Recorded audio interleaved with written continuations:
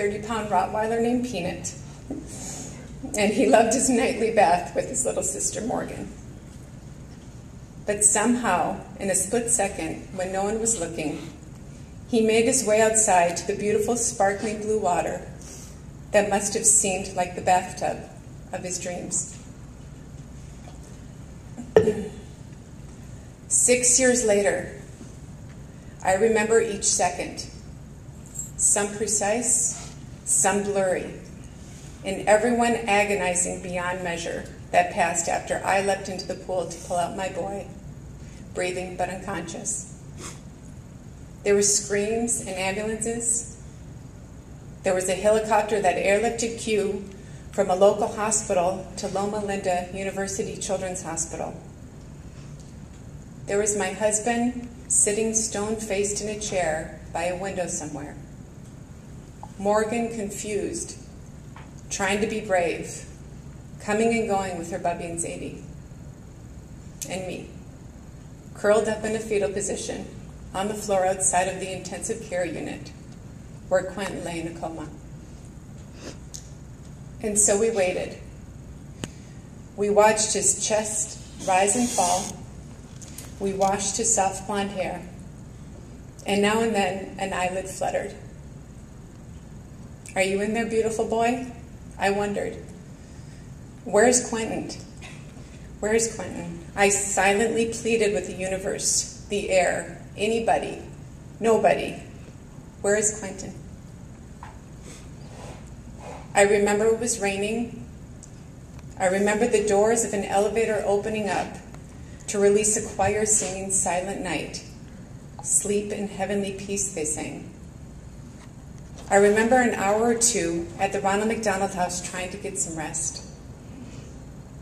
I remember on the shuttle over a little girl Quentin's age in her mother's arms. Her dark brown eyes stared at me the entire trip. Her tiny hands, her little movements were just like cues. My heart hurt so badly. I was so jealous of her mom holding this healthy, breathing, living girl, and I wondered if she had a sick brother or sister in the hospital. And then, at some moment in the midst of all of this, I knew it was over. My life was falling apart second by second, and there was nothing I could do to stop it. Then a woman representing One Legacy approached my husband and me about organ donation. Part of me separated from myself. I believe in organ donation. It says donor right on my driver's license. But now she was talking about my baby. My mind was far away in a fog. I couldn't walk on my own, and I could barely breathe. What was she suggesting? To cut open my boy? To take apart his body? No. No.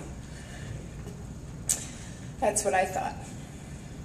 It looked like my beautiful Q was still alive, lying so still and so perfect. Watch. I'll stroke his hand and he'll squeeze my finger like we do. But he's just sleeping. Of course he was not sleeping, and by then the doctors had declared my baby brain dead. And after much talking and many, many tears, my husband, I thank God for his incredible strength and love. He was able to make me understand that letting Quentin help someone else was the right thing to do. And so we plunged into the darkest hell, just as the gift of life cast on us a clear, fragile light. It's ironic, no? And yet there were so many gifts in the next agonizing hours. The sun had finally broke after 4 days of rain. A gift. The nurses who called their own families to say they would not make it home on Christmas Eve so they could remain by Q's side. A gift.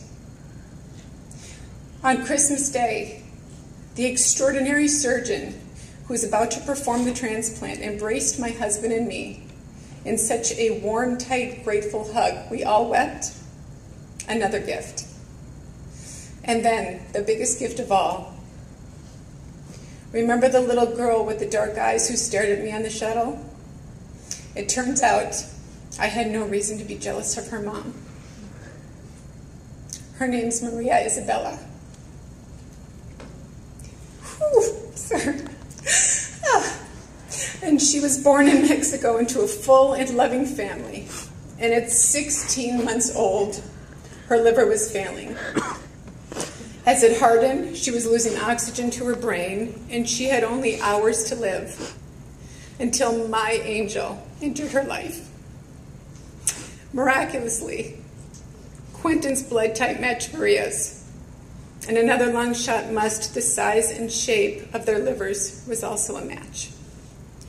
Imagine, our little Jewish boy saved this little Catholic girl on the holiest day of the year, a day in which, since everything is closed, Jews have nothing to do but eat Chinese food and go to the movies.